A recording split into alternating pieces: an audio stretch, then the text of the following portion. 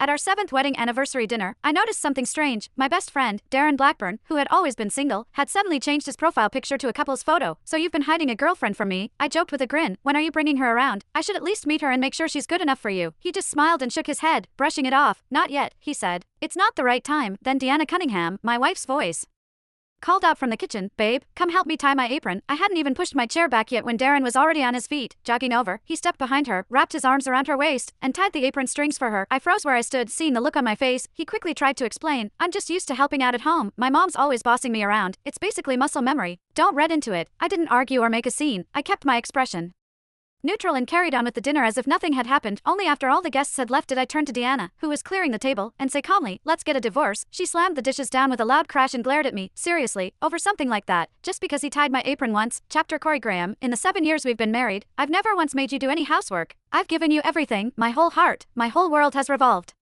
around you, and now, just because of one careless move from your best friend, Darren Blackburn, you're making a scene about divorce? Do you even have a conscience? Deanna Cunningham's eyes were red as she questioned me, as if I'd committed some unforgivable crime. I didn't respond to her directly. Instead, I shifted my gaze to the dining table, to the lemon halibut, the one with only a few scraps left at the bottom. For 7 years, every time we ate, you knew this was my favorite dish you made.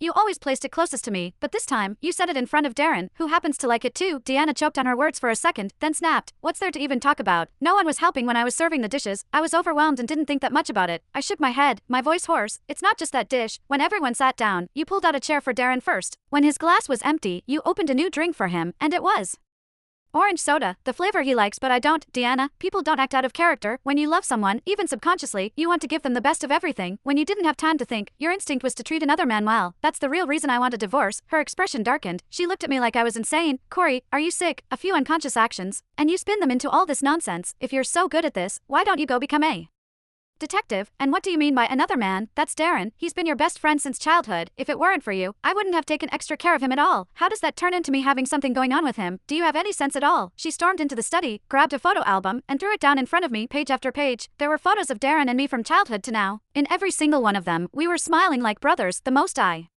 catching ones were from our wedding when Darren stood beside me as my best man. On the stage, he had tears in his eyes as he watched Deanna and me exchange rings, visibly moved. In the next photo, Darren and I were locked in a tight embrace on stage. I looked at those photos, and suddenly let out a delayed, mocking laugh. When we exchanged rings, the direction of his toes was pointed toward you. He wasn't moved by my marriage. He was crying for you. When he hugged me, he was smiling at someone outside the frame. From the angle of the photo, that was you. So 7 years ago, he already had those feelings for you. No wonder he stayed single all this time. What about you? When did it start for you? Deanna took a step back, her face filled with disappointment and anger. "Corey, I thought you were just overthinking things for a moment. I didn't expect you to spiral this far, twisting even the past into something it's not. I must have spoiled you too much."